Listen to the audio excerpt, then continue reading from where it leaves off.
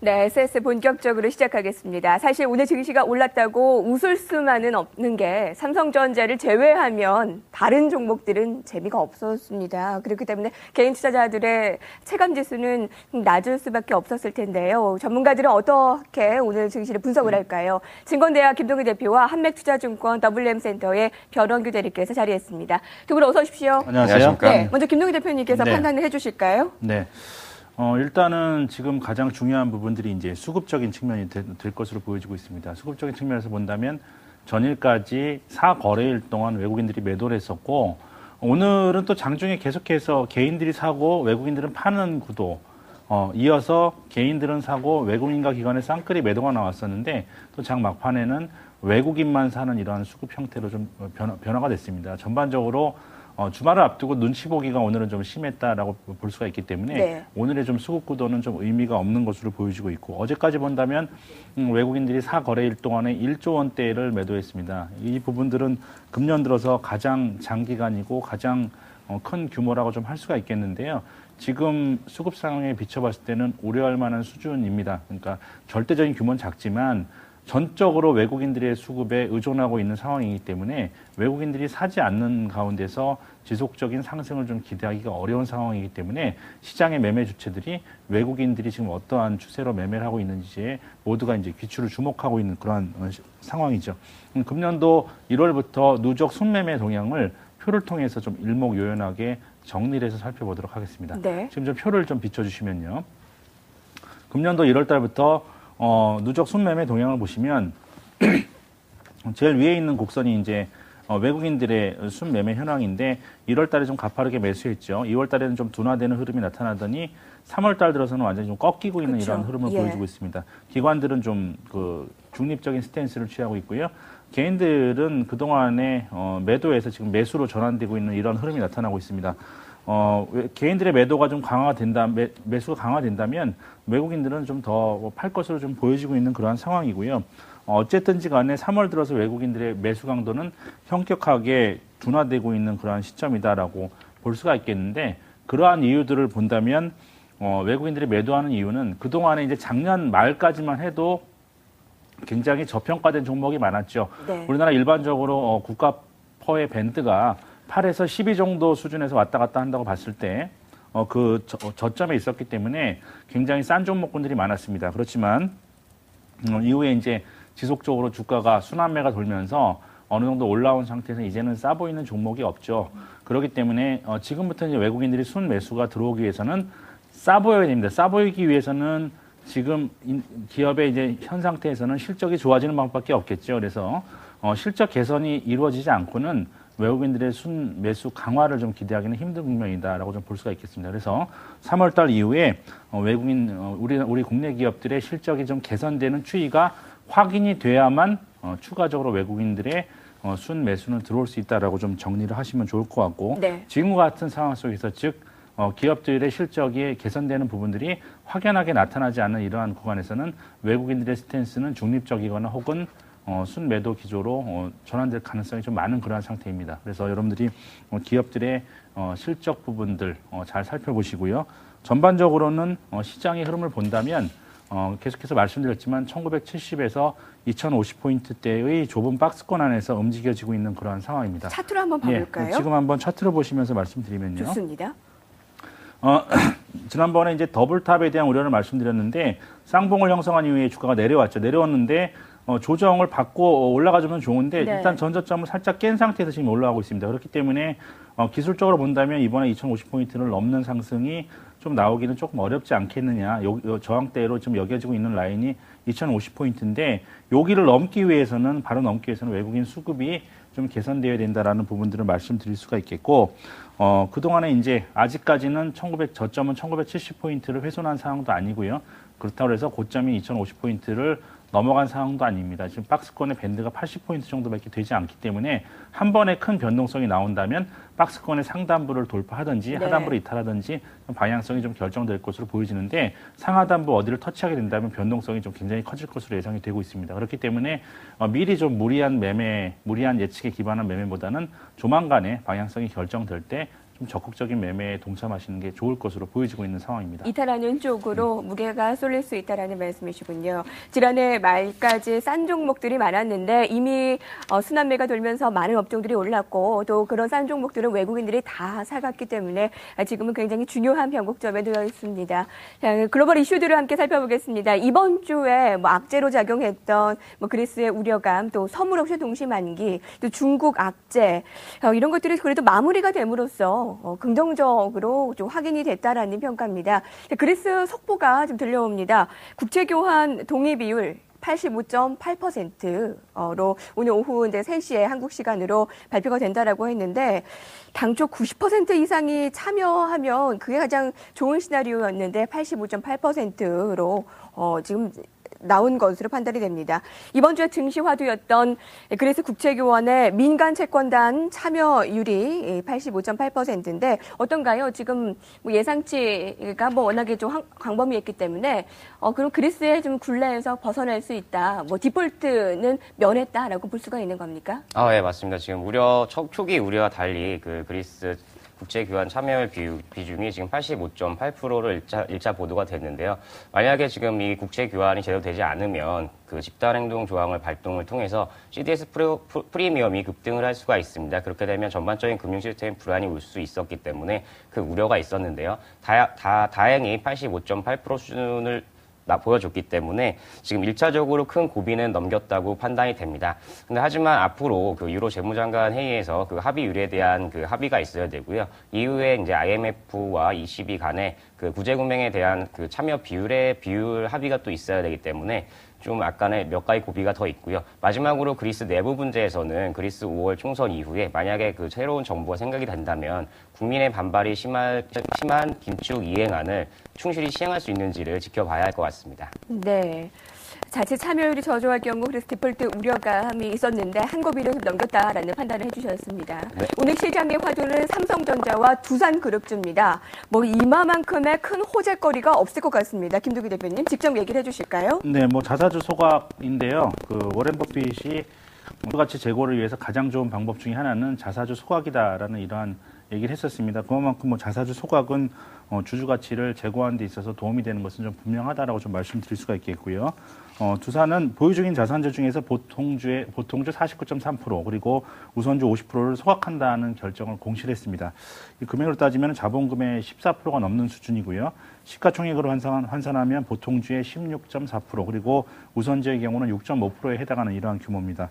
오보행에 대한 리스크를 감소시켰고요. 잠재되어 있던 희석 가능한 주식을 영원히 퇴장시킴으로 인해서 주주가치 제고하는 데 도움이 될 것으로 보여지고 있고 물론 이 두산의 주가가 이것을 계기점으로 해서 상승하기 위해서는 시장이 뒷받침이 돼야죠. 시장의 상승이 뒷받침이 되어야만 주가 상승의 큰 전제가 되겠습니다만 교과서적으로 본다면 분명 없이 호재다라고 말씀드릴 수가 있겠습니다. 많은 전문가들이 자사주 소각은 주주 가치에 긍정적이다라는 평가입니다. 많은 종목들 주가 상승을 염두에 두고 투자 전략을 좀 세우는 증권사들이 많았는데 여기에 같이 따라가도 되겠습니까? 예, 일단은 주주 가치의 재고는 맞습니다. 자사주 소각이 이렇게 되는 건 맞지만 이미 그 시장에 어느 정도 이 부분 자체가 알려져 있었기 때문에 주가에 선반영되었다고 보여지고요. 그리고 지금 자사주 소각하는 것 자체가 지금 시중에서 유통되고 있는 물량이 아니라 보유하고 있던 물량을 소각하는 부분이기 때문에 그 주가의 영향은 좀 제한적으로 보여지고요. 하지만 이제 그 규모 자체가 예상했던 것보다 상당히 컸습니다. 지금 한 7천억 가량 되는 자금을 지금 소각해 버리는 건데요. 이 부분은 지금 그동안 제기해왔던 두산이 지주회사로서 자회사들의 유동성에 위험이 생기면 자사주를 팔아서 그 유동성에 대한 지원을 할 수도 있다. 이런 의혹이 계속 제기되고 있었는데 그런 부분에 대한 그 우려를 종식시킴으로써 두산그룹 전반적인 그 유동성 리스크를 해소하는 측면이 더 긍정적이었던 것 같습니다. 네, 알겠습니다. 정말 말 그대로 통 큰 자사주의 소각이었습니다. 최근에 유통업체들이 사업 확장을 위해서 화장품 사업에 뛰어드는 것은 긍정적일까요? 뭐 한국 화장품, 뭐 코리아나와 같은 종목들이 우리도 대기업의 인수가 될 수 있겠다라는 가능성에 급등을 했는데 결국 신세계는 비디비치를 택했습니다. 뭐 한국 화장품과 코리아나는 그래서 오늘 주가가 빠졌습니다만 이 유통업체인 신세계 인터내셔널은 주가가 나흘 이상의 상승 흐름을 나타냈고 그리고 증권사들의 평도 우호적입니다. 앞으로의 화장품 사업의 성장성은 어느 정도로 예상을 해볼 수가 있습니까, 김동기 대표님? 지금 그 화장품 산업은 계속해서 좀 팽창하는 산업으로 볼 수가 있겠습니다. 최근 들어서 그동안에는 이제 전통적으로는 우리가 흔히 태평양, 즉 아모레퍼시픽이 독점적 구조를 취하고 있다가 몇 년 전부터 이제 생활건강이 과점적 체제를 취하고 있습니다. 여기에 이제 KTNG도 진출했고요. 신세계마저 유통공룡인 신세계마저 진출하고 있는 이러한 상황이 전개가 되고 있습니다. 향후에도 추가적으로 더 대기업들이 좀 진출할 것으로 예상되는 분야인데 계속해서 기능성 화장품 분야라든지 이러한 분야에 점차적으로 고가 화장품 분야의 시장이 팽창하면서 시장의 규모는 점점 더 커지고 있고 여기 해외로 진출하면서 국내에만 머물렀던 화장품 산업이 이제 수출 효자 상품으로 이렇게 점점점 파이가 커져가고 있는 이런 상황이기 때문에 대기업들의 진출은 보다도 활발하게 이제 영역을 넓히면서 이루어질 것으로 보여지고 있습니다. 이제 신세계가 인수하기로 했던 기업은 비디비치라는 기업인데요. 색조 화장품 분야입니다. 사실 여자들은 잘 알아요. 예. 색조 화장품 분야는 그렇게 파이가 큰 분야는 아닌데 먼저 이쪽을 택한 이유가 뭐냐면은 지금 아모레라든지 아니면은 LG 생활건강에서 기초 화장품 분야 좀 단위가 큰 분야죠. 이쪽의 시장을 워낙 이제 장악을 하고 있는 상황이기 때문에 그 틈새 시장으로 형성되어 있는 색조 화장품 시장에 좀 먼저 진출해서 일단은 교두보를 확보하겠다라는 전략으로 좀 보여지고 있습니다. 그래서 그렇기 때문에 기초 화장품 분야보다는 상대적으로 좀 진출이 좀 쉬운 분야고요. 잘 선택한 것으로 이렇게 보여지고 있습니다. 그래서 시장의 반응도 우호적이라서 오늘 주가가 좀 많이 올라간 그러한 측면을 보여주고 있고요. 향후에 더군다나 이제 신세계 같은 경우는 다른 회사와는 다르게 이제 유통 쪽에 공룡이고 최강자이기 때문에 이거와 더불어서 화장품 산업이 큰 시너지를 좀 보일 것으로 예상이 되고 있는 그러한 국면이기 때문에 향후에 주가 흐름은 좀 긍정적인 전망을 보여주고 있습니다. 더불어서 좀 한 가지 좀 첨언을 해드리면 최근 들어서 이제 여러 가지 대기업 KTNG라든지 아니면 지금 신세계도 화장품 산업에 진출하면서 점차적으로 화장품 시장의 좀 파이가 커질 것으로 예상되는데 오늘 또 주가의 속에서 화장품의 이제 기능성 화장품 원료를 제조하고 있는 바이오랜드 같은 기업도 오늘 상한가 근처까지 올라가는 급등하는 이러한 모습을 보여주었는데 이러한 부분들도 이제 바이오랜드 같은 경우에는 기능성 화장품을 대기업에 독점적으로 납품하는 구조입니다. 그렇기 때문에 경쟁사에 동시에 납품하는 구조를 취하고 있기 때문에 관련해서 바이오랜드까지 여러분 관심 종목으로 좀 제시해드리도록 하겠습니다. 네, 화장품 사업의 앞으로의 성장성을 좀 높이 평가를 하고 계신 것 같아요. 그리고 신세계 인터내셔널도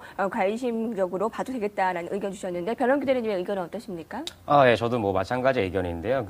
이번에 신세계가 비디비치라는 업체를 인수하면서 초기에 이제 500억 정도를 투입해서 뭐 절차가 순조롭게 진행되면 한 4월 초 정도면 인수가 마무리될 것 같습니다. 이 때문에 이제 신세계가 기존에 가지고 있던 강력한 자금력과 그리고 백화점, 이마트 등의 유통 체인을 통해서 향후에 이제 아모레퍼시픽과 LG 생활건강의 양강구도에 있는 요 구도를 흔들 수 있는 파워를 발휘할 수도 있는데요. 일단 지금까지는 좀 긍정적인 것 같습니다. 하지만 화장품 시장이랑 자체가 생산해서 판매만 하면 되는 부분이 아니고 문화와 이제 콘텐츠까지 같이 있는 그런 복합적인 부분이기 때문에 그 부분에서 정확하게 입지를 설 수 있을지는 약간 좀 의문이 들고요. 또한 지금 색조 화장품 부문 말씀하셨듯이 지금 시장 자체가 크지가 않은 상황입니다. 그렇기 때문에 신세계 인터의 매출에 큰 영향을 미치지 못하겠지만 그래도 화장품 산업에 진출할 수 있는 교두보를 잡았다는 측면에서는 긍정적으로 볼 수 있겠습니다. 예, 자 오늘 베스트 이슈들과 시황 점검해봤습니다. 바로 이어서 오늘의 워스트 이슈도 함께하겠습니다.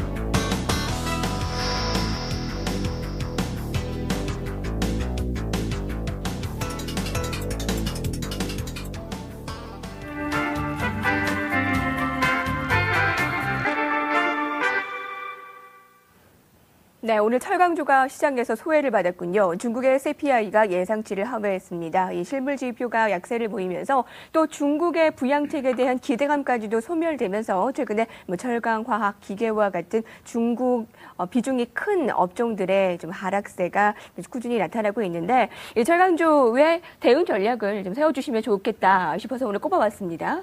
예. 철강주가 양회 이전에는 양회 이전에는 이제 중국의 이제 긴축 완화 정책이 실제 시행이 될 거란 기대감과 그리고 그렇게 되면 내수가 이제 증진이 되면서 철강 소비가 늘어날 거란 기대 때문에 잠깐 탄력을 받는 듯 했으나 중국에서 경제 성장률 자체를 7.5%로 하향하면서 지금 약세를 면치 못하고 있습니다. 이번에 오늘 CPI가 발표가 됐는데 예상치인 3.4%보다 나아지는 3.2%를 기록하면서 20개월간 최저치네요. 네. 그런데 오히려 이 부분 자체가 지금 물가가 안정된다는 얘기이기 때문에 향후에 긴축을 좀 완화할 수 있는 그런 기대감이 좀 작용할 수 있고요.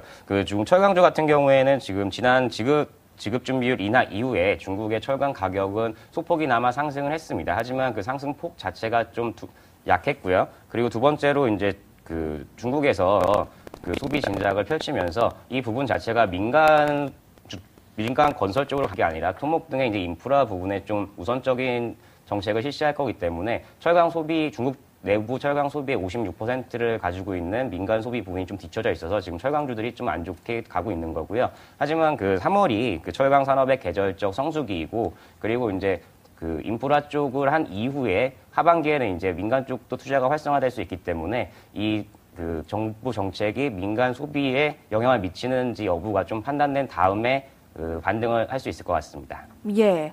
자, 워스트 종목을 오늘 철강 종목 가운데서 선택을 해봤습니다. 자, 이번에는 저희가 다음 주에 전략을 세워드리겠습니다. 남은 변수들, 다음 주에 이벤트들 많네요. 미국의 FOMC, 또 유로존의 재무장관 회의 등, 이번 주에는 약세였는데 다음 주는 좀 2000선에서 상승과 하락, 어느 쪽으로 좀 기울이게 될 것인지 여러분들이 가장 궁금하실 겁니다. 대표님께서 제시를 해주실까요? 제가 이 SS에 출연하면서 가장 많이 좀 거의 하루도 안 빼놓고 언급했던 종목이 삼성전자였던 것 같습니다. 그랬던 것 같아요. 예, 시장의 방향성은 삼성전자에게 물어보라 좀 이렇게 말씀드리고 싶네요. 삼성전자 제가 여기 계속 말씀드렸지만 거래소에서 한 종목을 택해서 하라 그런다면 삼성전자를 해야 된다라는 이유는 바로 추세적 상승세를 계속해서 이어나가기 때문입니다. 우리가 추세적 상승세를 이어나가는 종목의 고점을 예단하기가 힘들죠. 미국의 애플 같은 종목을 봐도 그렇습니다. 쉽게 여기가 고점이다.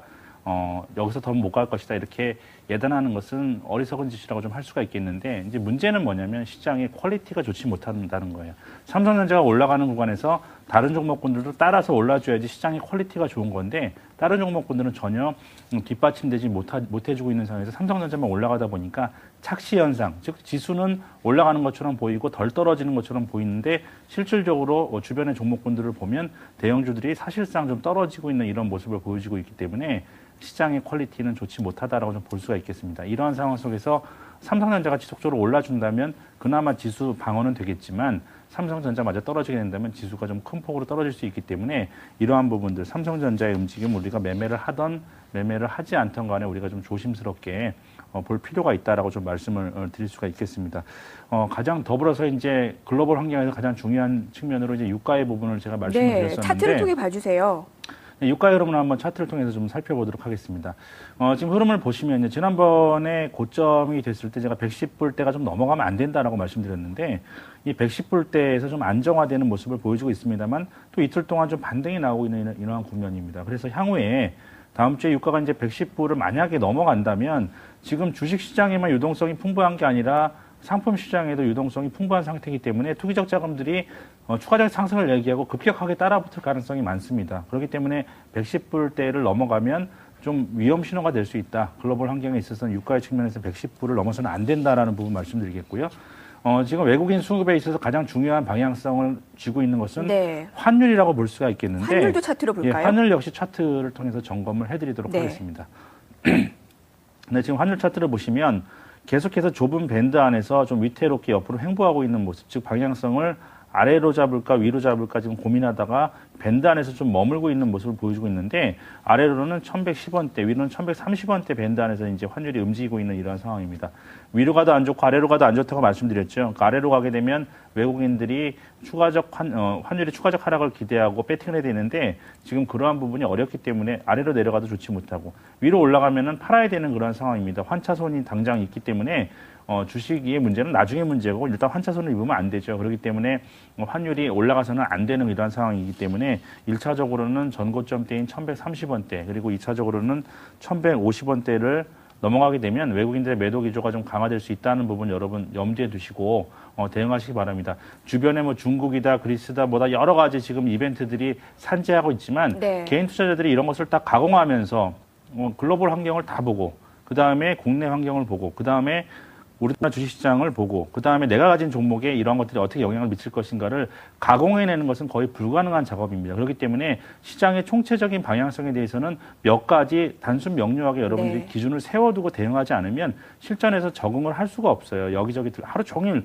어떤 뉴스가 들려오고 이벤트에 뭐 지금 우리가 뭐 그리스에 가서 뭐 그것을 다 확인해 보면서 투자를 할 수도 없는 거고 그렇기 때문에 명확하게 개인 투자자분들은 명확하게 기준을 세워두고 대응하는 자세가 필요하다. 그렇기 때문에 지금 제가 그러한 기준을 말씀드리는 거고 박스권은 상하단부를 말씀드렸죠. 1970과 2050포인트를 말씀드렸습니다. 상하단부 어디를 돌파하는지를 확인하고 좀 적극적인 매매를 하는 것이 좀 필요하다라는 부분들이고요. 그 박스권 안에서 움직일 때는 이제 그 싼 종목 중심, 조정을 받은 종목 중심이 종목 중심으로 네. 업종별 순환매가 돌아가는 구간이기 때문에 그렇게 뭐 매매의 메리트는 없겠지만 박스권 안에서 굳이 매매를 한다면 트레이딩 관점으로 여러분들이 접근을 하시고 추세에 대한 그 무리한 예측은 상하단부 어디를 터치한지를 보고 결정하는 게 좋다라고 말씀드리도록 하겠습니다. 네. 마지막으로 증시 길잡이 해주셨네요. 네, 변원규 대리님, 다음 주에 어떤 일정 있어요? 소개해 주시죠. 네, 다음 주에는 일단 먼저 13일에 미국의 FOMC 회의가 있습니다. 이 회의 같은 경우에 지금 2014년까지 초저금리 유지하기로 한 상황에서 지금 QE3에 대한 가능성이 있긴 하지만 그걸 언급할 확률은 좀 낮은 것 같고요. 그리고 14일 날은 중국의 양회가 끝나게 되는데요. 경제 성장률은 7.5%로 하향했지만 그 세제 혜택 등 소비 진작 정책이 나올 수 있어가지고 긴축 완화에 대한 기대감이 있습니다. 그리고 마지막으로 이제 15일 날 유로존 재무장관 회의가 있는데요. 여기서 이제 그리스의 2차 구제금융에 대한 논의가 한 번 더 있을 네. 예정입니다. 예, 그러면 변원규 대리님께서는 어떤 전략 다음 주에 가지고 계세요? 예, 지금 아까 김동현 대표님이 말씀하셨듯이 지금 시장 자체가 호재나 악재가 없는 그런 좀 둔한 시장이 되고 있습니다. 지금 그동안 시장을 이끌었던 외국인 같은 경우가 소폭이지만 지금 매도로 이렇게 돌아서려 그러고 있고요. 특히 이제 비차익 쪽에서 매도가 많이 나오고 있는데 비차익 매도 같은 경우에 시장의 방향을 이제 암시해 주는 거기 때문에 지금은 아직까지는 중립적인 박스권을 유지하고 있지만 어느 정도 조정은 좀 주의하셔야 될 것 같습니다. 네. 이천선 중심의 횡보 국면을 예상을 했습니다. 다음 주에도 쉽지는 않을 것 같습니다. 여러분 이번 주에 선물옵션 동시 만기 또 중국의 악재 또 그리스의 불안감까지 많이 좀 변화에 좀 당황스러우셨을 텐데 1960도 맛보고 또 오늘 마감은 또 이천선 위에서 또 마감이 되고 그런 증시의 어지러움 속에서 두 분의 의견을 잘 들었습니다. 고생 많으셨습니다. 네, 증권대학 김동희 대표와 한맥투자증권의 변원규 대리였습니다. 감사합니다. 네, 감사합니다.